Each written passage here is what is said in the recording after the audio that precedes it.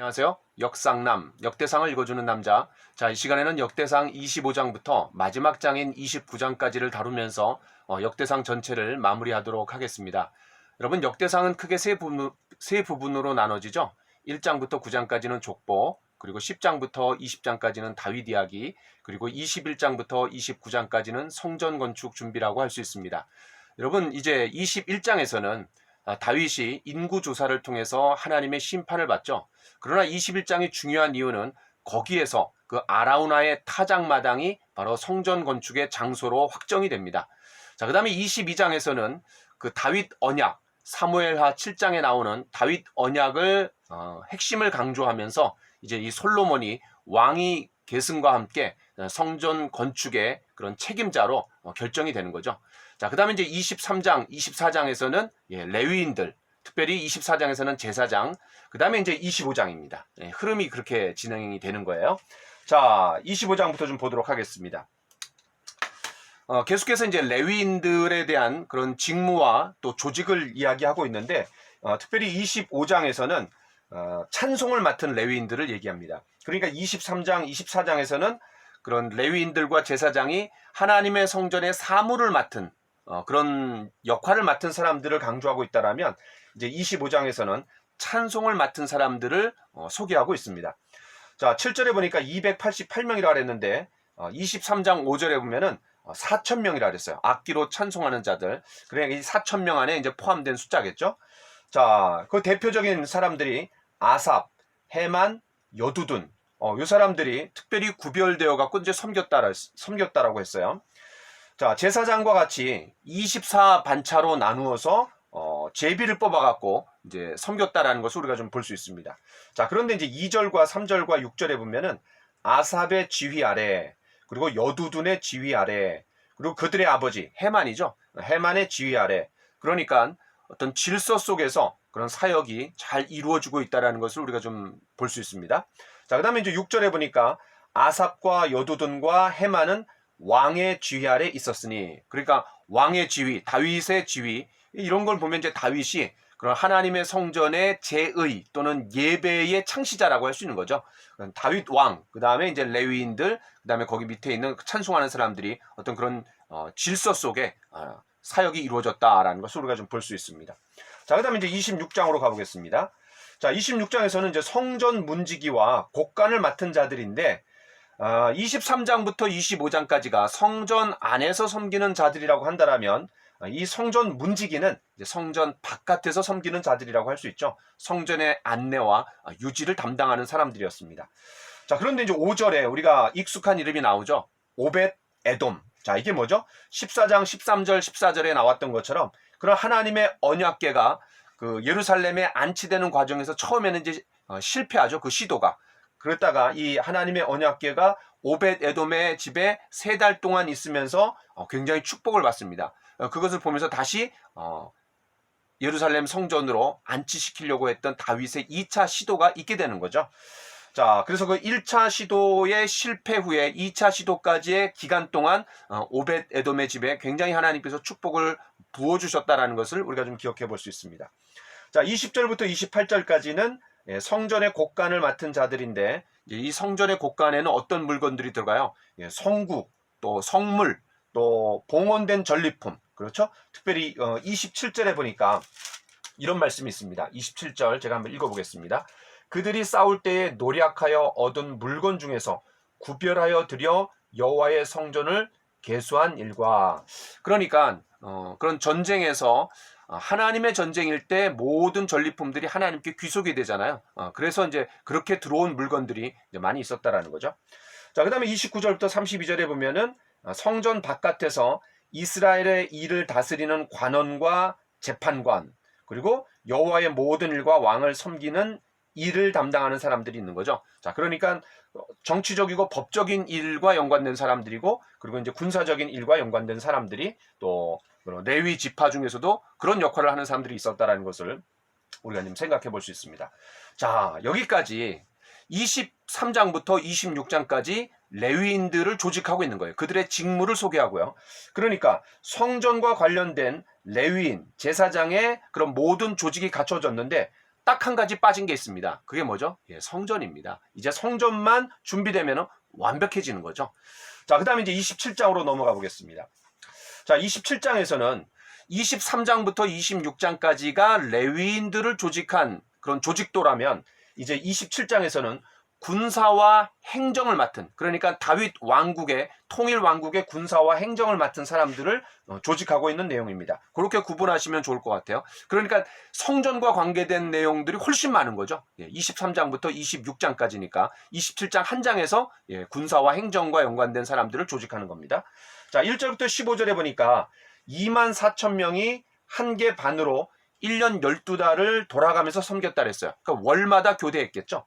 자, 그 다음에 16절부터 24절에 보니까 각 지파를 관할하는 그런 지도자들이 나옵니다. 자, 여기 보면은 갓과 아셀이 생략됐어요. 그리고 아론이 포함이 됩니다. 레위 지파를 얘기했는데 또 아론이 얘기돼요. 자, 이걸 우리가 어떻게 해결해야 될까? 한 가지는 그 서기관들이 필사하는 과정에서 생략했을 수 있는, 빠뜨렸을 수 있는 실수로 그런 어떤 가능성이 있고, 또 하나는 이미 여기에 12명이라는 완전수가 확보가 됐어요. 무슨 말이냐면, 여러분 16절부터 24절까지 보시면 루벤, 시몬, 레위, 근데 레위에서 아론이 더 붙었어요. 그러니까 1+1이에요. 그 다음에 유다, 이사갈, 스불론, 납달리, 에브라임, 므낫세 반, 서쪽에 있는 므낫세 반, 그 다음에 동쪽에 있는 므낫세 반, 그 다음에 베냐민, 단. 그러니까 이 요셉이 에브라임과 므낫세로 나눠지는 거잖아요. 자, 그래서 요셉이 2개 지파로 이제 확대됐고, 그 다음에 레위 지파가 아론이 이제 붙어갖고 결국은 그 갓과 아셀이 생략돼도 12이라는 숫자가 완전한 숫자인 이 12이 확보가 됐기 때문에 빠뜨리지 않았을까. 근데 정확하게 저도 잘 모르겠습니다, 이 부분은.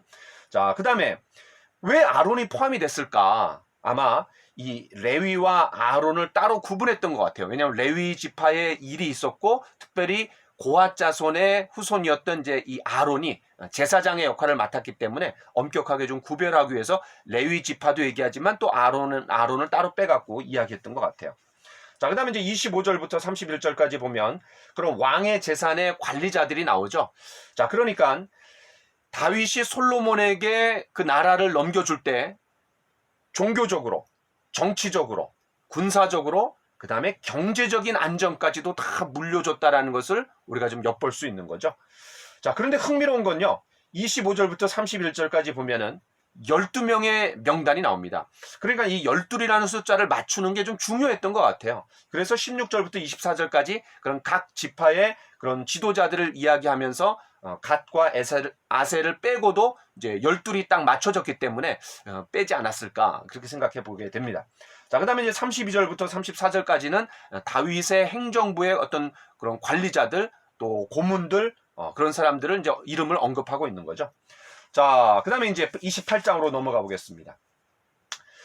지금까지 성전에서 섬길 자들을 조직을 다 끝냈어요. 그리고 27장에서 국방과 행정에 연관된 조직까지도 끝냈어요. 자, 이제 28장에서는 그런 성전 건축을 담당해서 맡을 그런 사람을 구체적으로 책임자를 소개하는 거죠. 그게 누굽니까? 바로 솔로몬입니다.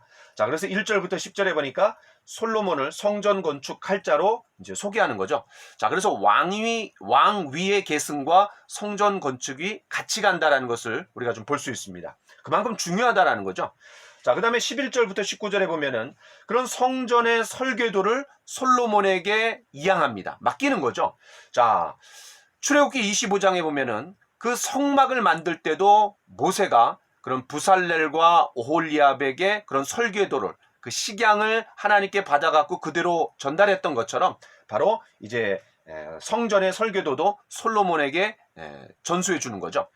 자, 여러분 출애굽기 25장 9절에 보니까 무릇 내가 내게 보이는 모양대로 장막을 짓고 기구들도 그 모양을 따라 지을지니라. 하나님이 다 알려주신 그대로 만드는 거였어요.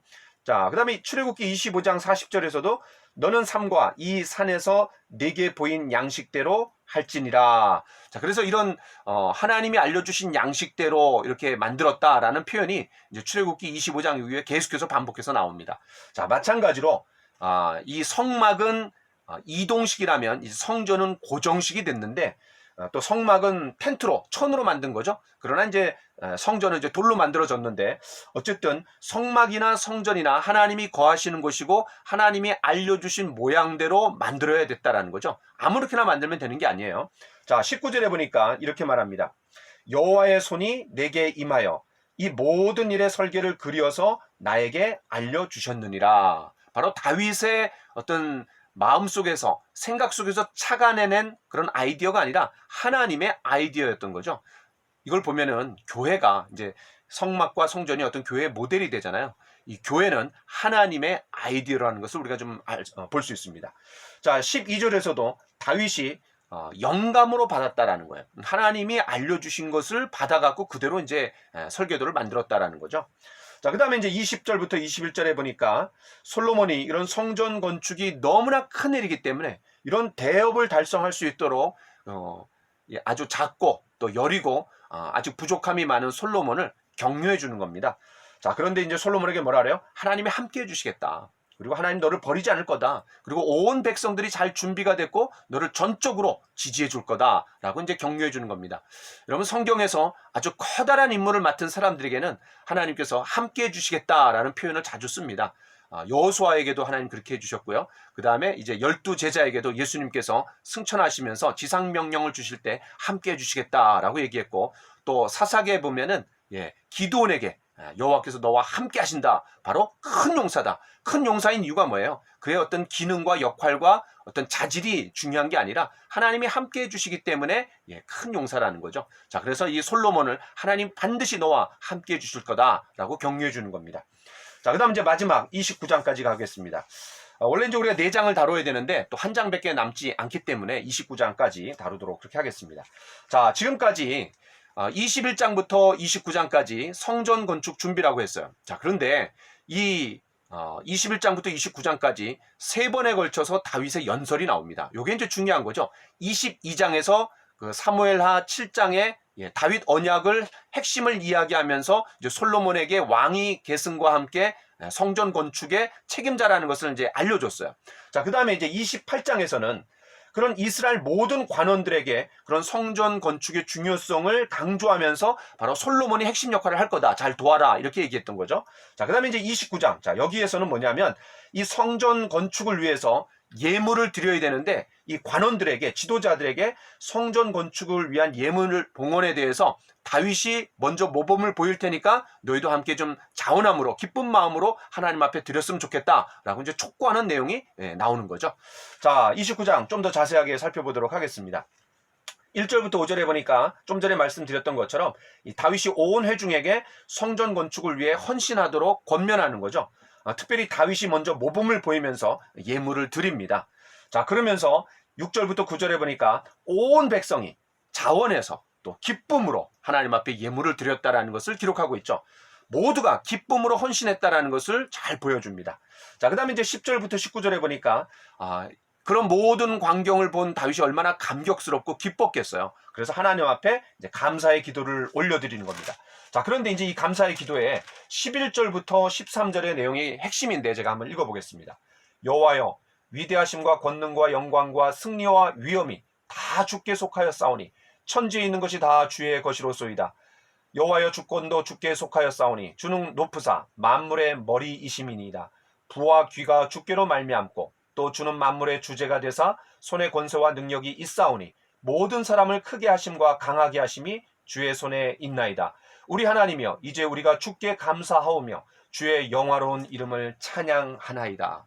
자, 이 하나님께 대한 그런 호칭, 또 그분의 어떤 능력, 또 권세, 이런 하나하나가 다윗이 그런 생사를 넘나들면서 지금까지 숱한 그런 모진 환난과 어둠의 터널을 통과하는 과정에서 참 하나님을 경험했던 그 하나님을 높이고 찬양하는 거죠. 참 그 의미가 있는 것 같아요. 자, 그래서 이제 하나님을 높였고, 그 다음에 14절에 뭐라고 얘기합니까? 그런 자신도 그렇고 모든 지도자들도 그렇고 온 이스라엘 백성들이 즐거운 마음으로 하나님 앞에 예물을 드릴 수 있는 힘이 어디서 왔느냐? 2가지를 얘기하는 거죠. 바로 모든 것이 주께로 말미암았다라는 겁니다. 또 주의 손으로 받은 것을 주께 드렸을 뿐입니다. 그러니까 모든 것이 하나님께로 왔기 때문에 하나님이 주신 것을 드립니다라는 거죠. 여러분, 출애굽기에서도 이스라엘 백성들이 430년 동안 애굽에서 종살이하다가 유월절 사건을 통해서 나갑니다. 그때 그 애굽 사람들에게 이제 귀걸이도 요청하고 또 금은 목걸이 다 요청합니다. 그래서 주당 1당을 받은 것이 아니라 430년 동안 일했던 것을 그냥 한꺼번에 받았어요. 근데 그 많이 받았던 것을 이 광야에서 성막을 짓는 과정에서 하나님 앞에 즐거이 예물로 드렸던 거죠. 구원의 감격을, 감사를 다시 구원의 헌신으로 하나님 앞에 드렸던 모습을 우리가 좀 생각해 볼 수 있습니다. 자, 그 다음 이제 17절에 보니까 즐거이 드리고 자원하여 드림으로 크게 기뻐했다 그랬어요. 그러니까 이 성전 건축의 핵심은 온전한 마음이죠. 자원하는 마음이었던 거예요. 자, 그래서 이제 3절에 아주 중요한 말씀이 있죠. 다윗이 이렇게 얘기합니다. 성전을 위하여 준비한 이 모든 것 외에도 내 마음이 내 하나님의 성전을 사모함으로 내가 사유한 금, 은으로 내 하나님의 성전을 위하여 드렸노니. 그러니까 지금까지 준비했던 모든 것, 그리고 하나님 앞에 자신의 사유 재산을 하나님 앞에 드렸는데, 이런 드릴 수 있었던 그 배경에는 그 앞에 깔려 있는 게 뭐냐? 바로 물질을 드리기에 앞서서 하나님께 대한 감사, 또 그 마음을 먼저 드렸다라는 것을 잘 보여주는 거죠. 자, 그래서 우리가 물질을 드릴 때 우리가 감사해서 하나님 앞에 드리는 거죠. 그런데 우리의 마음을 먼저 하나님 앞에 드리는 게 중요한 것 같습니다. 마음을 드리지 못하니까는 이제 물질도 못 드리는 거죠. 자, 그 다음에 20절부터 25절에 보니까 그런 하나님 앞에 예배를 드리면서 이제 마무리하고 있는데, 특별히 22절에 보면은 이날에 무리가 크게 기뻐하며 여호와 앞에서 먹으며 마셨더라. 아주 성대한 예배 가운데 기쁨으로 모든 일들을 마무리하고, 그리고 이제 거기 하이라이트가 뭐냐면 이제 솔로몬에게 기름을 부어갖고 왕으로 삼는 거죠. 자, 그 다음에 26절부터 30절에 보니까 다윗의 죽음으로 끝맺음 되고 있습니다. 야, 이 역대상이 맨 마지막에 이제 다윗의 죽음으로 끝나는데, 그 다윗의 죽음을 이렇게 얘기하죠. 그가 나이 많아 늙도록 부하고 존귀를 누리다가 죽음에 그의 아들 솔로몬이 대신하여 왕이 되니라. 자, 이렇게 하면서 이제 다윗이 무대에서 사라지고 역대하에서 솔로몬이 등장하는 어떤 발판을 마련하고 이제 마무리가 되고 있습니다. 자, 그러면서 이제 다윗의 이야기들이 간략하게 이제 요약이 되고 이제 끝나고 있는데, 우리가 이 다윗을 생각해 볼 때 어떤 사람이에요?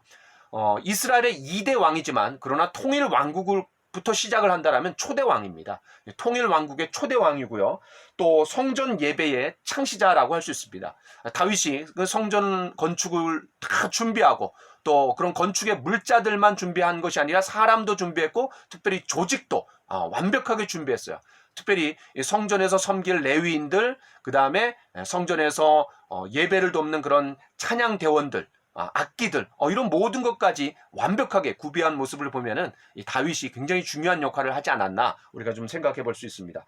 또 이후에 모든 그런 시대의 그런 왕들을 얘기할 때 언제나 모델이 누구죠? 다윗입니다. 그만큼 다윗의 역할이 크고 또 중요한 자리를 차지했다라는 것을 우리가 알 수 있죠.